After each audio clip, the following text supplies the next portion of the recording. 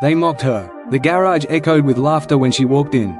A black woman in grease-stained coveralls, holding nothing but a toolbox.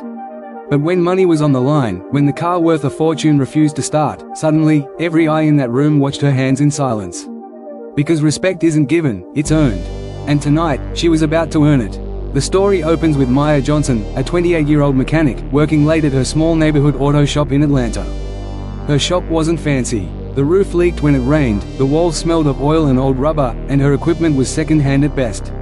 But what Maya lacked in resources, she more than made up for in skill. From childhood, Maya was different. While other kids played with dolls or bikes, she found herself sneaking into her father's garage, tinkering with wrenches, curious about how engines breathed life into metal. Her father, a Vietnam veteran and part-time taxi driver, encouraged her curiosity. He told her, "Engines don't care about race or gender, baby girl. If you know their language, they'll listen to you." But when her father passed away when she was just 15, the world became less forgiving. She worked odd jobs, saved every penny, and eventually scraped together enough to open her own shop. Still, society wasn't kind. Customers doubted her. Competitors ridiculed her. Men laughed in her face. "A woman mechanic? And black? You'll go broke before you fix a single car." But Maya never quit. One humid summer afternoon, Maya was wiping grease from her hands when a group of wealthy businessmen pulled up in a sleek black Maserati. It wasn't the type of car her humble shop usually saw. They stepped out, dressed in sharp suits, gold watches flashing, arrogance dripping from their smirks.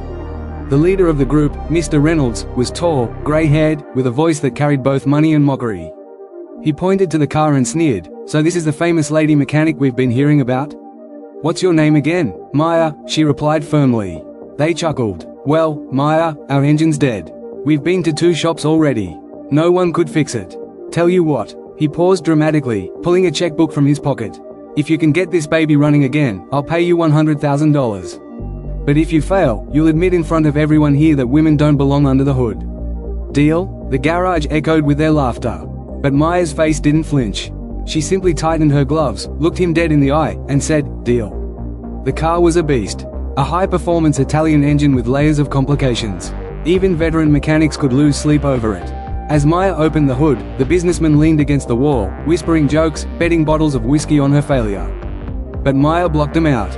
She ran her fingers over the engine like a doctor feeling a pulse. She listened, smelled, observed. Her father's voice echoed in her mind, "Engines speak, Maya. You just have to listen." For hours, she worked. Sweat dripped from her forehead. Grease stained her coveralls. She replaced faulty wiring, unclogged fuel injectors, adjusted the timing belt. Each step felt like peeling back the layers of disrespect she had endured all her life. The men grew impatient. "Give it up, sweetheart," one sneered. "Don't break a nail," another mocked. But Maya ignored them. Her heart pounded, not from fear, but from determination. She whispered softly to the engine, "Come on, baby. Breathe for me." Finally, as the sun dipped below the horizon, she closed the hood and slid into the driver's seat. The businessmen leaned forward, smirks still plastered across their faces. She turned the key. For a heartbeat, silence. Then, roar! The engine thundered to life, smooth and powerful, like a lion awakening. The garage shook with the vibration. The men's smirks melted into wide-eyed disbelief. The laughter that once echoed through the room was gone, replaced by stunned silence. Maya stepped out, wiped her hands, and looked at Reynolds. "That'll be $100,000. Reynolds' face burned red. His pride stung worse than his wallet. But he kept his word. Slowly, he wrote the check and handed it to her, muttering, "Damn woman actually did it." The story didn't end there. Word spread quickly through the city.